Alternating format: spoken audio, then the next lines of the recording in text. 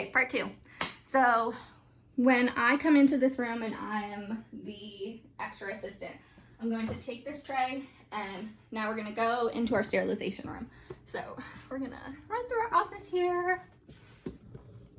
All right, so now we are in our sterilization room. So let me turn the lights on. That's some light.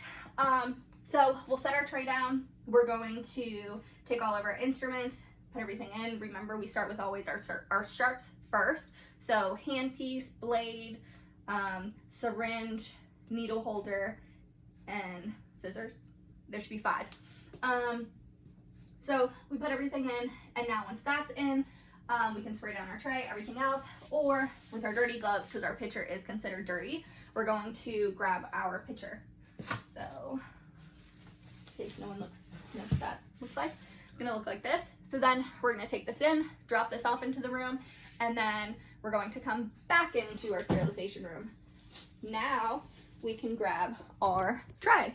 So we're gonna go to our tray holder, grab our tray, and because the rule is if you take a tray, you bring a tray, we're gonna bring our tray back. So now I'm gonna kind of flop rolls again, just so you can kind of see the changeover process.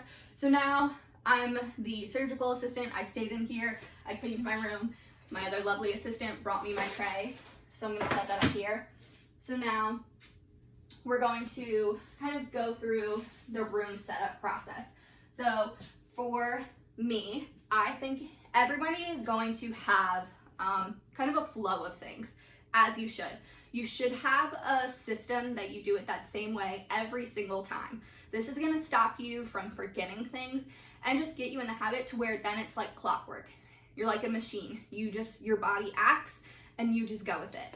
So you want that so that way you're consistent every time and you're quick. So you don't want to be like, okay, I need something from this drawer, and now I need something from this one, and now I need something from here, and what about here? And, oh wait, I forgot this, I need to go back here.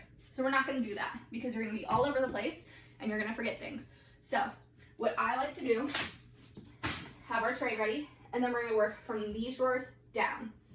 So get out a handpiece, put a handpiece over here. We already have one, but that's fine. Our forceps, our upper forceps, curve up. They are in the top drawer here. Upper forceps, lower forceps, root tips. I have some root tip picks over here in this other pile. With those root tip picks. So your countertop layout is always going to be the same. It's never going to change. So I'm gonna show that too. So your tray, upper forcep, lower forcep, root tips, root tip picks. This is going to be laid out the same way every single time. So we're not swapping these instruments. We're not, oh, the lower first and the upper. No. Same way every single time. It's for, like, you have your habit of things, and like say you move something, you'll instinctively go to grab where it was. So that's how the doctors are too. They know what instrument sits here. They know what instrument sits here. So if you're moving that, now they are kind of like double taking. So we don't want that. We want the same thing every single time. So we do that. Now we go to our last drawer. We have our adult bite blocks, or child bite blocks. So they say child and they say adult. So the adult ones could fit in this pouch, the smaller pouch. We choose to put them in this long forceps pouch so that way they're easily like identified, because when they're up next to each other and they're in the same pouch, they're kind of hard to tell. So that's why we do the adult ones in this. So those will go above your tray, and then we could get out a face mask. So now I've done my tray, all my drawers from here down. Now I'm gonna go to my next drawer. Go over here, get a needle, get a saliva ejector.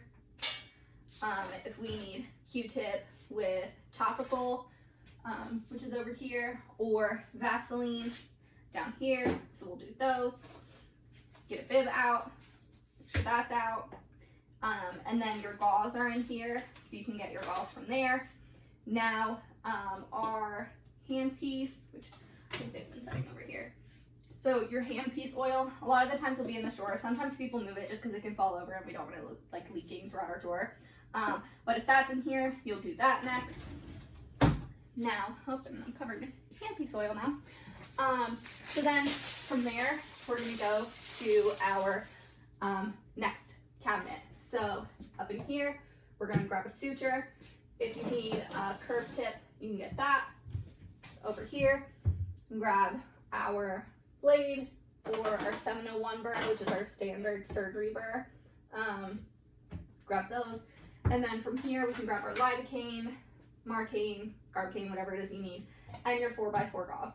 So you want to have this process so that way you're doing it the same way every single time.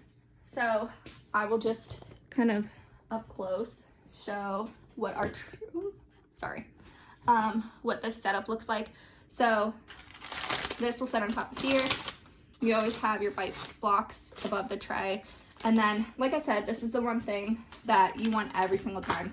Upper, lower, root tips, your 2, and then your 3. Don't mix these up. These need to stay the same every single time. And then let's just grab a suture and a blade. So that is also always going to be your suture up top, your blade below. So like I said, same tray, same setup, same instruments, same suture. Everything's going to be laid out completely the same. We have no variation. Make sure you're keeping that way. Be consistent. And that's really going to be the thing that helps you the most with setting up your room, is just being consistent about it. So let me back up here. So then, like I said, you'll have your little tray set up like over here. But yeah, just make sure you're working in sections, because that's what's going to help you the most. Here, down, here, these 2 cabinets, and then if you aren't the person who set up the room, if you're the one doing surgery, you're still going to be responsible for it. That's your room, so it's your job. Even though somebody set it up for you, if you're the one assisting in surgery, it's your job to make sure everything's correct. So make sure that when you're walking into a room, you're scanning the room, you're making sure you have everything, you have the right suture, you have the right blade, that the right instruments are out.